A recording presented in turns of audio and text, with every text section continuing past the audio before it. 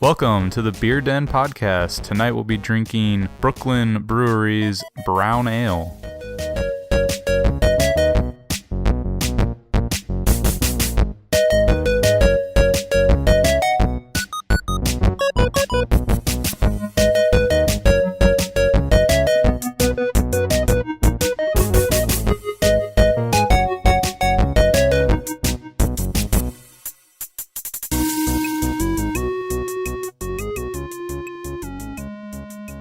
Hey everybody, welcome back to the Beer Den podcast. My name is Ethan Hoopy.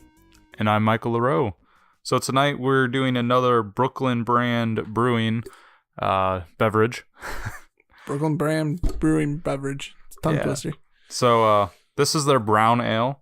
Again, they're based out of Utica, New York. We had a Pilsner of theirs. That was one of the first episodes that we did, and we really like that. So let's see how this one stacks up. Definitely the first thing is the look of it that you will notice. It's really nice dark brown color. Kind of comes from the brown ale. Yeah, it started out really like opaque. It seems like it actually got a little bit clearer. Yeah, as it kind of settled. It has like a very sharp, malty smell that you get from it. It's not very strong. But I would say that it kind of cuts through a little bit. Yeah, I didn't pick up as much maltiness, I think, is what you're getting from it. But, I mean, it is there. I almost got like it seemed a little hoppy to me, but. Oh, really? See, I don't get so much like hoppiness as much as like sort of a malty, caramel, but roasted. So I smell. I guess what I'm kind of used to is like with especially brown ales, like the malt seems to like almost overpower it. Yeah, it seems to be a lot stronger. So like this one, I was surprised that it wasn't like as hit you in the face with the maltiness to where I actually could pick up a little bit of the hoppiness to it. Yeah, and now that you say that, I do there is like a little bit of hop to it that I can smell. One thing I noticed with this one is it didn't really retain the head very, very long. It lasted for maybe 10, 15 seconds on a kind of sloppy pour even. Yeah, and there's not much lacing either. Yep, it doesn't stick to the side of the glass. Mouthfeel-wise, it's a little tingly when you drink it. Yeah, I think it has like a sort of sharp upfront taste. Would you consider this to be a very watery flavored I thought it was watery. Beer? Yeah, it's very watery to me. I like my brown ales a little thicker. Who doesn't really? Thicker's better. That's what I always say. I didn't think it's slightly drying, I felt. Mm-hmm. There wasn't any carbonation that I really saw to it. It's kind of bitter. Like almost like and I kind of pick up this flavor as well, but like a bitter chocolate flavor to it. Okay. So would you say that it has some like sort of a roasted sweetness to it? Yeah, a little bit. It reminds me of just really bitter dark chocolate. Yeah. Kind of like that with like a roast coffee. Mm-hmm. One thing that I noticed, it seems to have a very short body to it. The flavor kind of goes away rather quickly. Mm-hmm. Doesn't really linger or anything. I mean, it's an all right beer, but I just don't feel like... I feel like it has like a burst of flavor up front, and then there's just really nothing towards the tail end of it. I think what really throws it for me is it seems watery. Yeah. I've had brown ales with better flavor, and this one feels like a watered down version of those. Yeah. So we base everything on 3 criteria. Quality, which is everything that we just went over. Value, out of 25 points.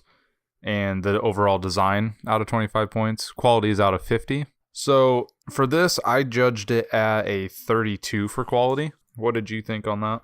In terms of quality, I gave it a 36. I didn't think that there was anything necessarily wrong with it, just nothing necessarily right with it, if that makes sense. It didn't really stand out to me. Yeah. It just seemed very plain Jane. Yeah. Value-wise, this came in at $8.99 for a 6-pack, which is actually a pretty good price for a 6-pack. Yeah, it's not bad.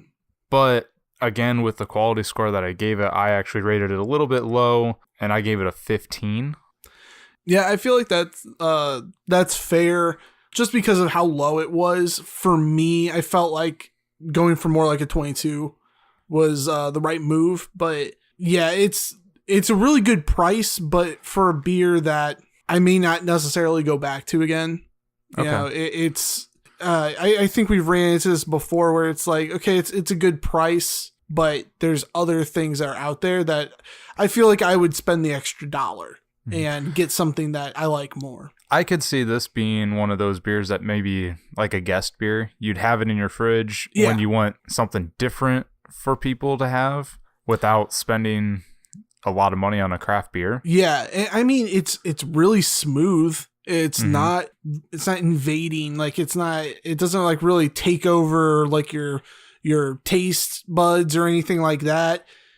So it's a nice kind of just maybe a social drink, something you can just kind of sip on and not really worry about it. You know, if you were at a party and you wanted a brown ale instead of just if you wanted something Light, a bit more unique, you could get a bunch of these and it's not going to break the bank, and then you're drinking something that you want. Yeah, so I think it has its place, but so for design, I ended up giving this a 13, which matches what we had rated it. Or what I had rated the original one that we tried, that Pilsner. A lot of the same points. I think the can overall, like, they matched the color. So with the Pilsner, they had an orange can, which kind of matched the color of the beer. This one's a brown can, but it's just kind of that simple design look. Yeah. Again, with the name, it's not very unique. It's just brown ale. And with craft beers, we like to see how crazy people can get.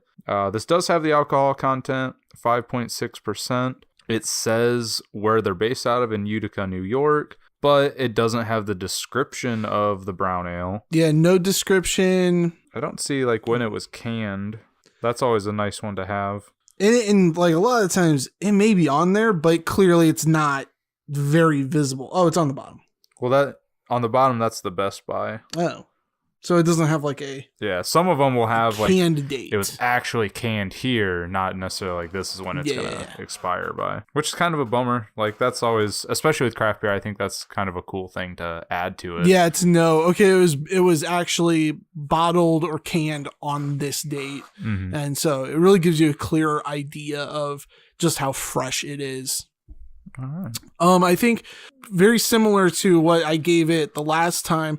I think for the last Brooklyn Brewery beer that we did, I gave it like a 20, and so this one I gave it a 19. Basically for a lot of the same reasons though. It's I think it has kind of a classy design to it, but it's also not popping off the shelf, you know, like it's not going to grab your attention or anything.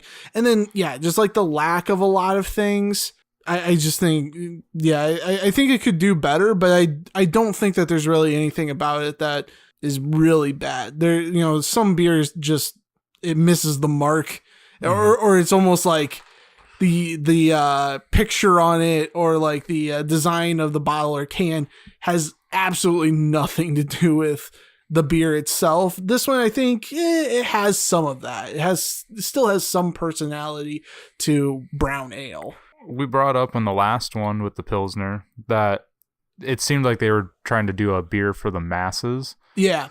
And this kind of seems to fall along with that. This is a brown ale that for the masses doesn't stand out as exceptionally good, but probably a lot more people would drink it. Yeah, this is much more. If you were a Budweiser drinker and you wanted to expand your horizons, this is probably the beer you'd want to go for. Yeah, this is a really good entry level sort of beer. That's like if you're used to more muted beer flavors, this might be exactly what you're looking for. It's kind of unfortunate though, because I think that there's better brown ales out there. Oh, for sure. So do I.